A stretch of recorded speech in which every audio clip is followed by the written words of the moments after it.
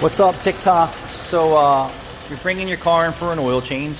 You may or may not be aware the car needs certain type of services. That's what a service advisor at the shop is there for, to advise you on repairs and maintenance that are due that you may or may not be necessarily aware of. So we're going to take this Kia Soul, for instance, has 90,000 miles.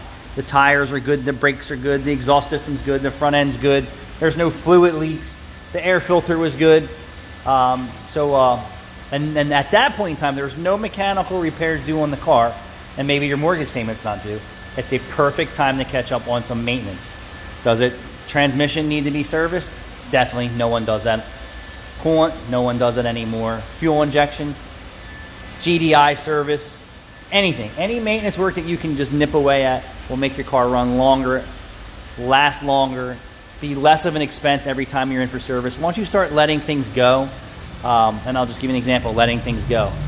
Both doors are damaged, rims are all curved up, body panels are falling off, engines tapping, windshield's broken, headlight assemblies need restoration. So now it's piling up. Now that doesn't even include neglected maintenance or interior problems or anything else like that. So if you just start taking care of your car, it will take care of you, and then when you go in for service, you're not going to be sticker shocked when someone says your car needs $3,000 worth of work. For many reasons, either you're neglecting it, your regular service provider is neglecting it, you're a quick lube hopper and they don't advise you that things are going on. Stud and nut missing on the wheel here. I mean, this is all added expenses for things that add up.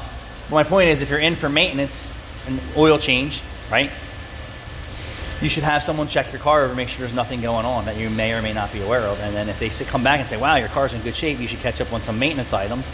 And do one or two, or do them all, depends on what's in your budget. Thanks for watching.